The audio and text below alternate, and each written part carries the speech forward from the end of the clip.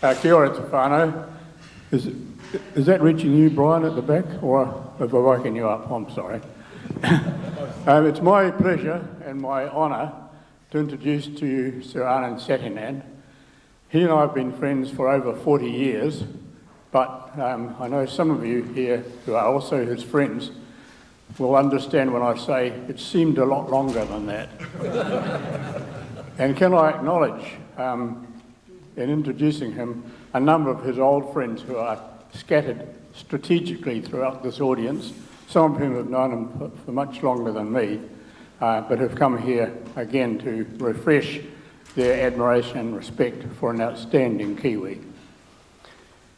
I am aggrieved, I have to tell you, because what I was going to say was covered by the slip which you all would have received on registration, which said something of his career. And I thought, that's the introduction done. I just need to say, well, here's Sir Anand, good luck everybody. But it's always been my habit to speak for longer in introducing someone than the actual address itself. So I've got a few more things to say. The first thing to say is what he's done, as you'll see from that slip, is actually very ordinary. It's no more than we expect in this distinguished audience of ours. He, brilliant young lawyer in Auckland, distinguished judge who pioneered judicial education, Governor General, Chancellor of Waikato University, Chairman of the Commonwealth Foundation, all these things which are in the slip. We expect that of speakers to this group, and so that's very ordinary. And I thought then that it was important to tell you something that might not be well known.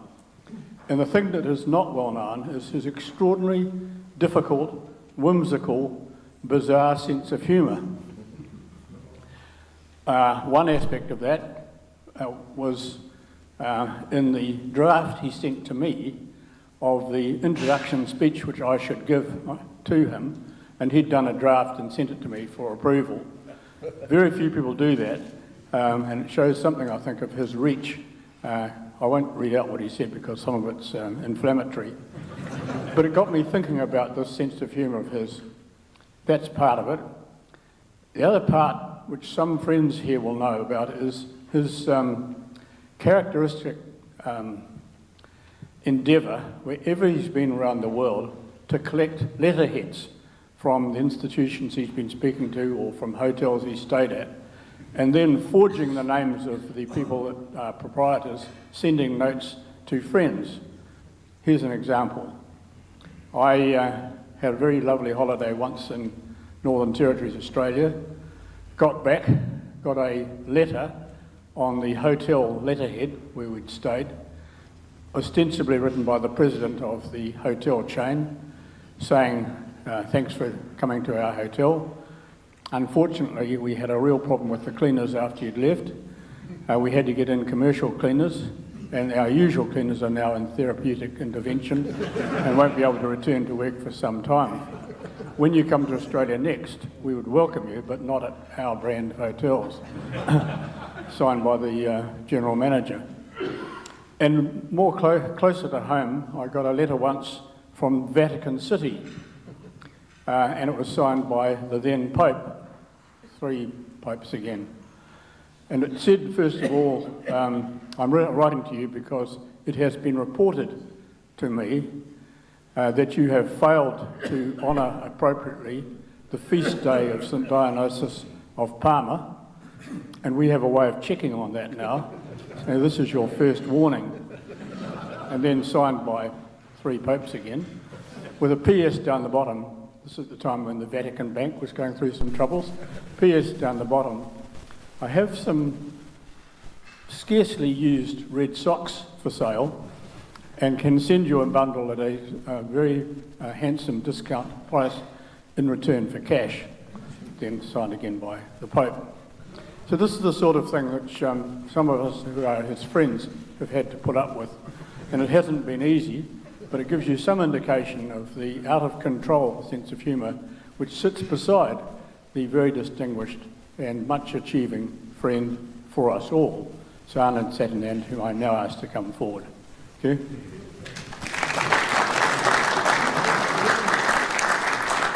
Thank you.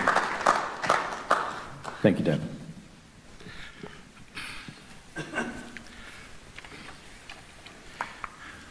Thank you, David, for what I think was a very kind introduction.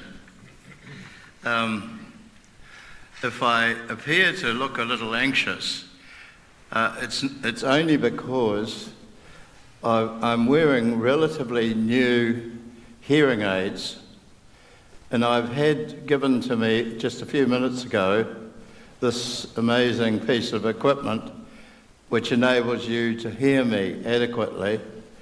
But as with new electronic things, I have in fear that I've made every garage door in the neighbourhood go up.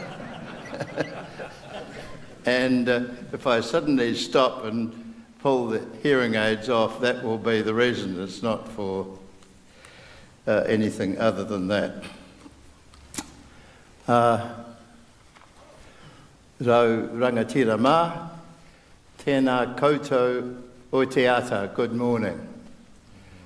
E ngā mate haere, I've said at breakfast time about the late Sister Stephanie Kitchen, a real stalwart of my St Joseph's parish in Mount Victoria, who died last night after a bout with cancer.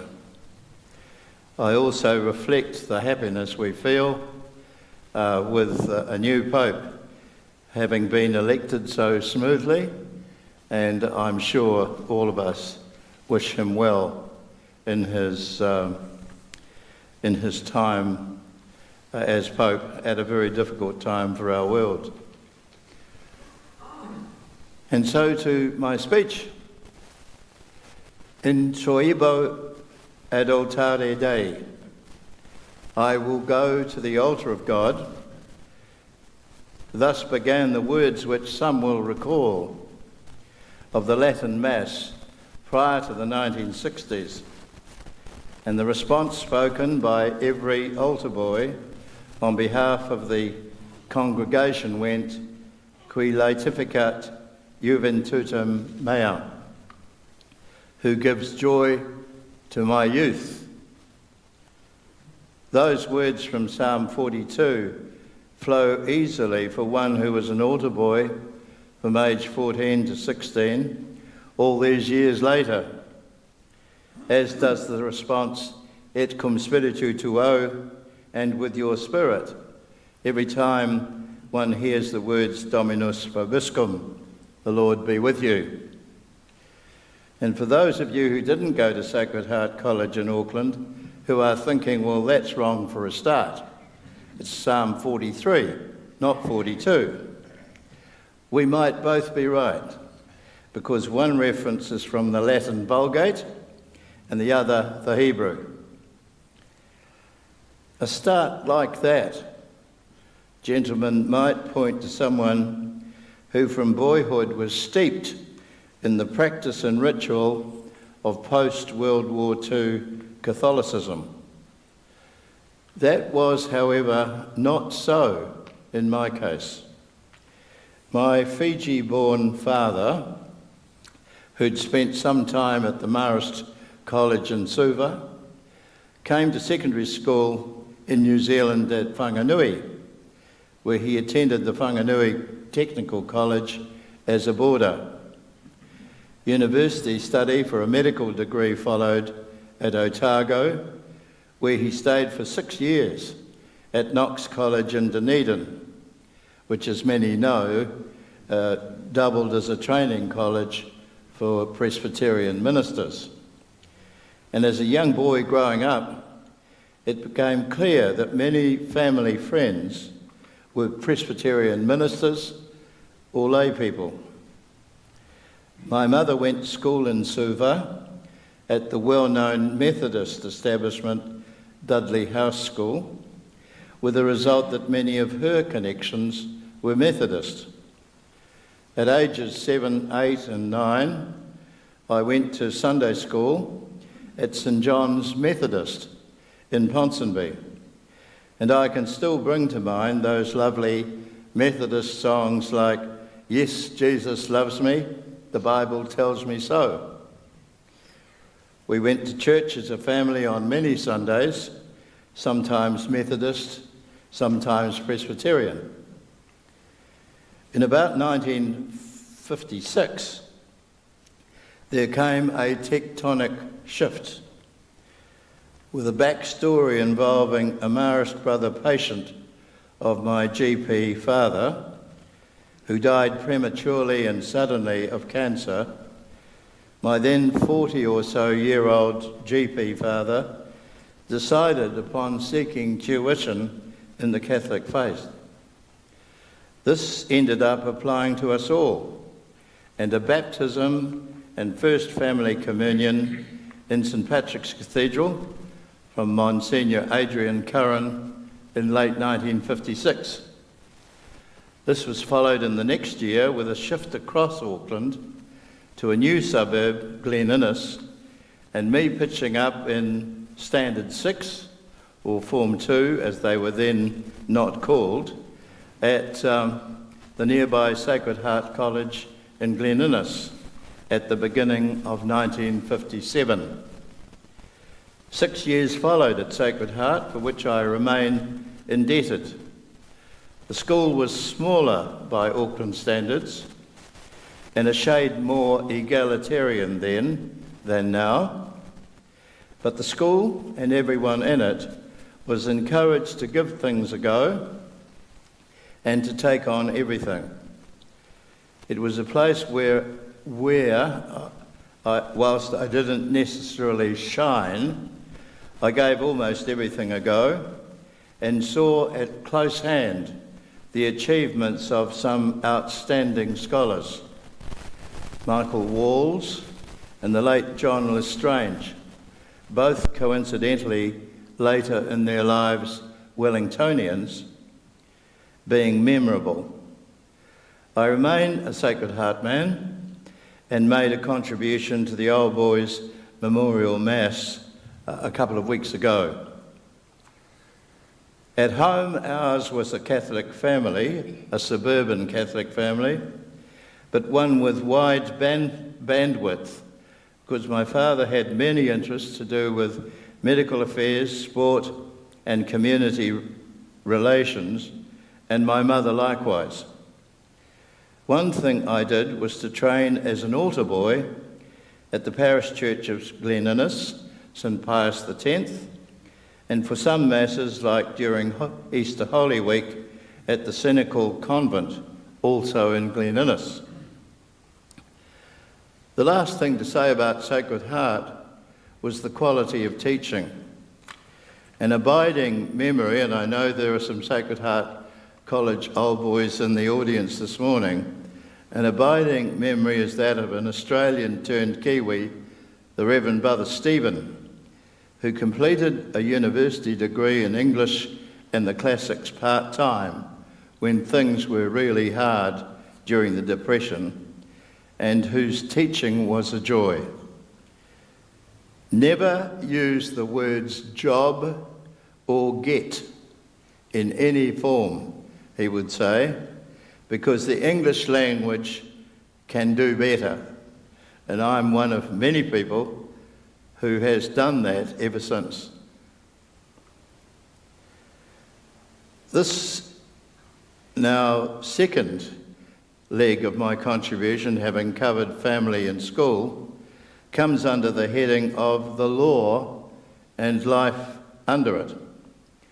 I qualified with a Bachelor of Laws degree in 1970 from the University of Auckland and began practice, having also married my wife Susan in the same year at St Patrick's Cathedral with the same Monsignor Curran to whom I've made mention. Susan had a legal kind of background with the Lands and Deeds Division of the then Department of Justice, and many of our mutual friends were then, and have continued to be, members of the legal community. One such friend is Dan Finnegan, lawyer and judge in this country and the Pacific, and incidentally a Catholic, and one-time seminarian. In this year, 2025, at the other end of Lent, we have spent time every year on Shrove Tuesday since 1968, so it's 50 plus, having a special lunch and speaking frankly about our lives, the law, and the country. Although not a Catholic, my wife Susan has warmly supported many items in these regards. Many of our friends of long standing are Catholic, although much of our life has been spent in a wider sphere, and those friends include one or two present here this morning. An anecdote of that time in the early 1970s, which has a Catholic flavour, remains in the memory in confirming attitudes about certain people in a country situated midway between Canada and Mexico. In early 1973, Susan and I undertook a shoestring OE of about 3 months in India and Europe. We made arrangements through the usual channels to gain entry to a papal audience in Rome, at which 200 people from many parts of the world gathered on the appointed day and hour in Vatican City. Pope Paul greeted everyone quietly and politely, and the surprise hijack, which is the way it can be termed, occurred when a person near us stood up and said something like, "Holy Father, on behalf of the Knights of Columbus and the great state of Ohio, we thank you for receiving our group." A real surprise hijack. Another side note is the education of our children. Susan dutifully took up the notion of possibly enrolling our 2 daughters at Sacred Heart Barradine, which was nearby to us in Remuera. But it was a matter of good fortune that the erstwhile principal, Mr. Fryer, said that the college would not be able to offer places for them, and they went to Epsom Girls' Grammar, at which Susan had been a pupil in the 1960s. In a different but related phase, when it came to education for our son, a good friend who was a senior teacher at Sacred Heart offered the view that our house was full of books and conversation, and that there was no need, in his view, for us to press the matter of sending him to the same school as his father, which advice Susan and I accepted. Picking up the law theme, I placed 3 phases altogether: law practice, life as a judge, and then a decade as an ombudsman. I was an enthusiastic lawyer, with the fortune of being associated over time with 2 good firms and the benefit of good training and mentoring. And I did not think at the time that anything would change or might change from that. Law practice provided the responsibility of acting for people, often in circumstances of adversity. An anecdote relating to the relationship between state and church can now be told many years later. Our firm of 10 partners had a wide practice and lawyers of many backgrounds, including Catholic. A client of the firm, a prominent Auckland medical practitioner, was charged with performing abortions, and he placed all his records of patients with our firm. In the run-up to a celebrated trial, the police gave notice that they sought to seize the records. And it so happened that the records were delivered in some haste to the bank deposit for safe custody rather than being retained in our office, which might have been subject to some kind of court order. It just so happened that on the day and circumstances of the hour, that the two people signing in the records to the bank were the Catholic partners of the firm, just minutes before the arrival of the police. As a lawyer, I'm fortunate in that I was offered a number of chances to open new professional windows and to participate in the legal tradition in a different way. As a practitioner, in addition to conducting cases at every level in the hierarchy of New Zealand courts of the day, I sought and gained office as a Law Society representative. Whilst a judge, which phase began in 1982, there came other opportunities. Judicial life, alongside the responsibility and pressure, offered the characteristic of doing one thing at a time and the space for one to put your own stamp of quality on the product. And thirdly, when the phone rang at home, it would be a friend.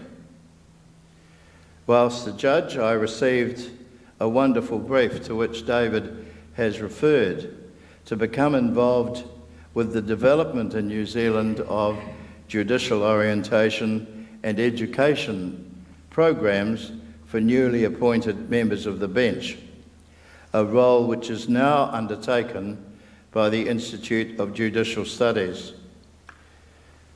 I enjoyed my time as a judge, and it was a matter of surprise that an opportunity was offered in 1994 with support from both sides of the House for me to become one of the country's ombudsmen. This meant a big change within our family, moving to Wellington, Susan and I leaving our two adult daughters there to pursue university study in Auckland, and our son coming with us to Wellington with Susan and I.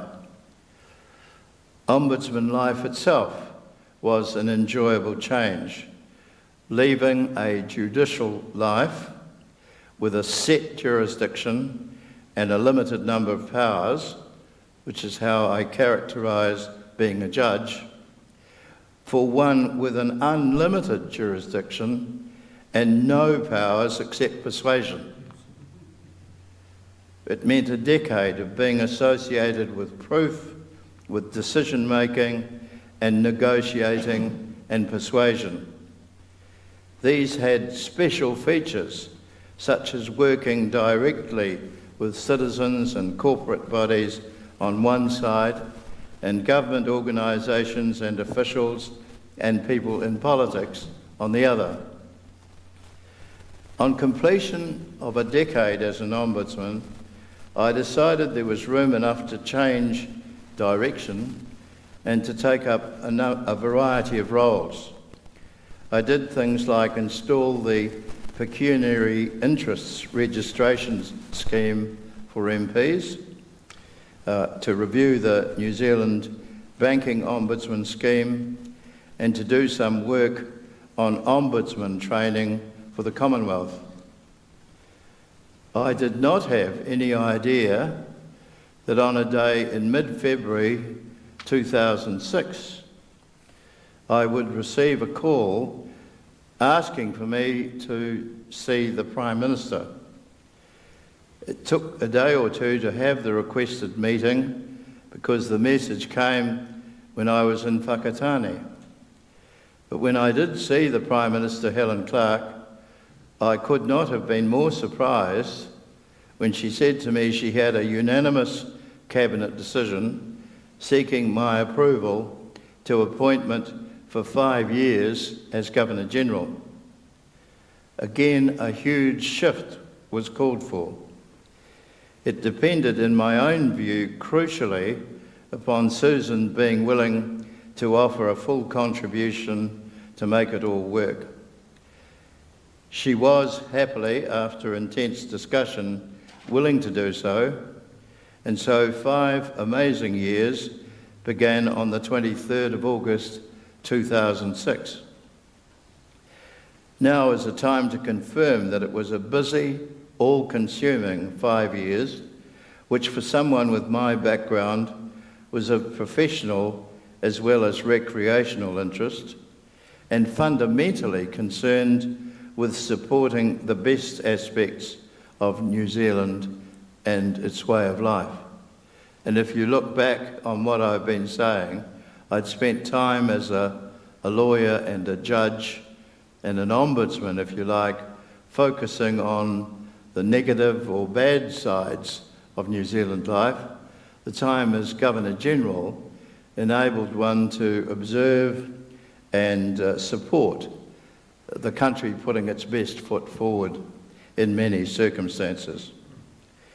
The fact of being decanted as we were from Government House in Wellington for 2 years because of its reconstruction made for more travel and doing things in a different way, like investitures in the RNZAF Museum hangar at Woodburn in Blenheim and at Lanark Castle in Dunedin, and spending lots of time resident in Government House in Auckland. Happily, Susan joined me in full measure, and we reached the end in August 2011, content and pleased enough to recover our own anonymity and our own household. A small anecdote of a distinct New Zealand kind says a great deal in my mind about the essentially temporal and artificial nature of the role of Governor-General. I'd been visiting a low decile primary school in the Onehonga area of Auckland, and after my talk was answering questions from the pupils.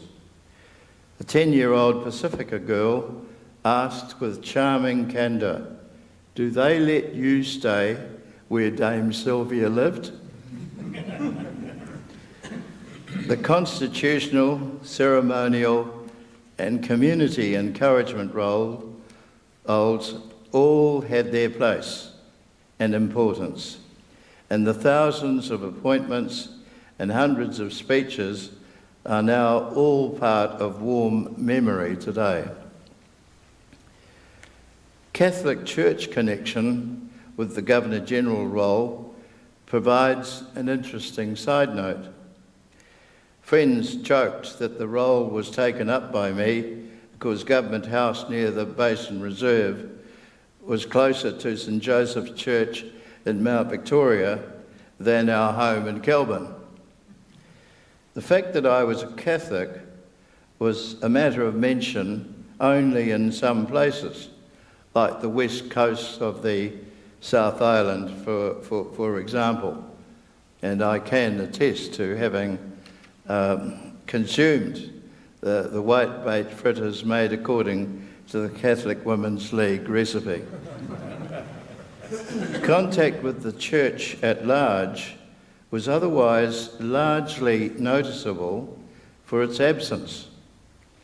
No mail from Rome, no precise visit related to my appointment from the papal nuncio, although the holder of office, Archbishop Charles Balvo, and I had a number of general connections of a friendly kind.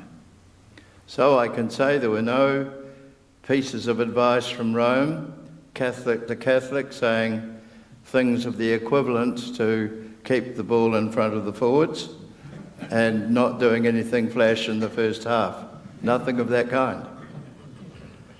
After the Christchurch earthquake or Pike River tragedy, when one might have thought a leader from Vatican City would arrive, there was not any, and indeed the priests in parishes read a message of sorrow and acknowledgement from the pulpit, sent from Rome directly to Christchurch and Greymouth, as I recall. If there was not any contact with Rome, you might think, what about London?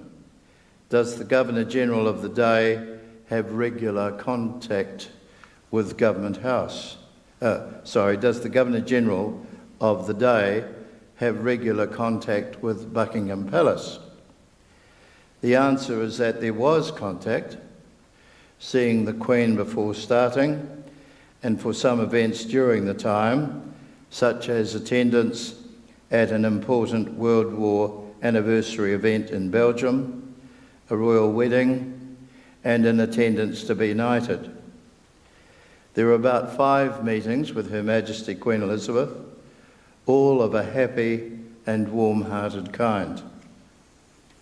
I had started office, it may be recalled, as the first New Zealand Governor-General without title or honorifics, because they had been abolished in 2000. However, in 2008, that all changed, with the government led by Sir John Key bringing back knighthoods and honorifics. So I suddenly became the Right Honourable before my name, and with Knight Grand Commander of the New Zealand Order of Merit at the other end.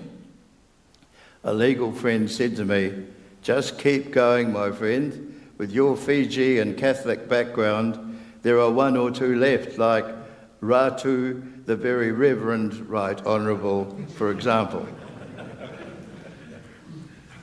The time after being Governor-General has not been at all anticlimactic. And my mailbox at the post office and on my computer keep generating things of interest. International opportunities to work with the Commonwealth in London and Transparency International were taken up and have run their course. I enjoyed both, and in particular that with the Commonwealth, where New Zealand retains a good reputation as a principled and consistent contributor.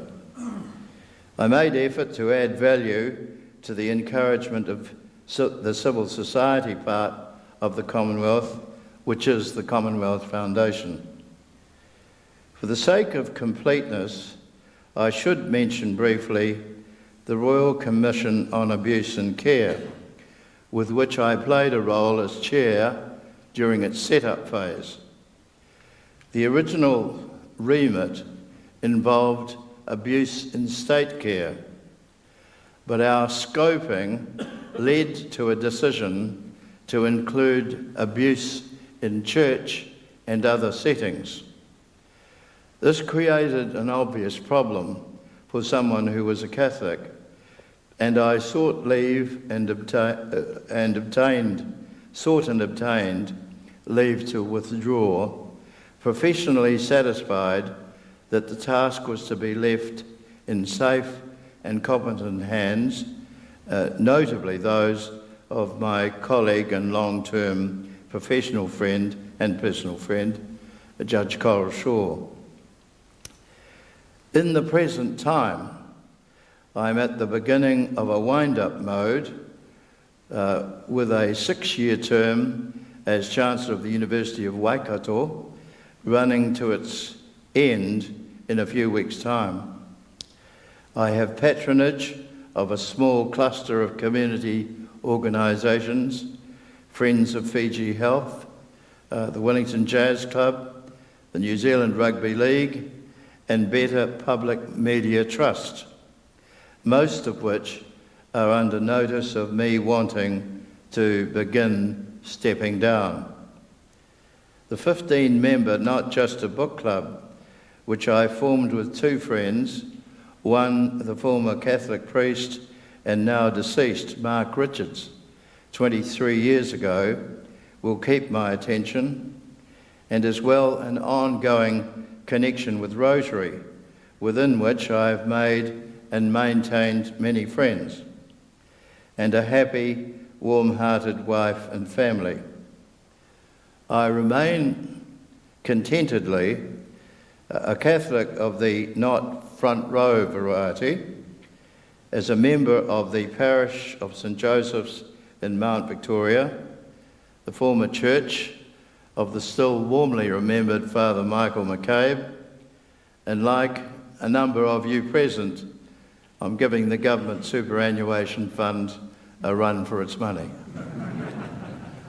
That, gentlemen, concludes my answer to your kind invitation to speak this morning about how my life has progressed and the part that Catholicism has either played or not played in that journey. I register, as I finish, my thanks for the invitation to be here and to register that I'm now happy to try and answer any questions that you might raise. Thank you.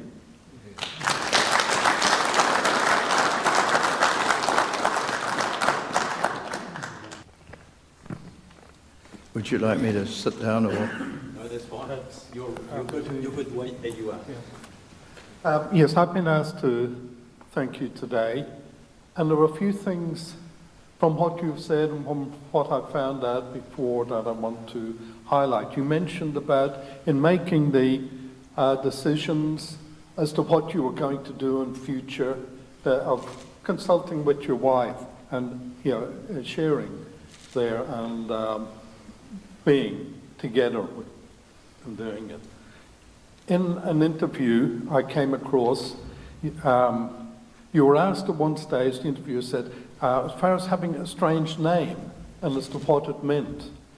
You replied that Anand means joy, and Satyanand, if I'm pronouncing it correct, meant truth. And through truth comes joy. And we see it not just as a biological fact, but also, you said, as what you try to live.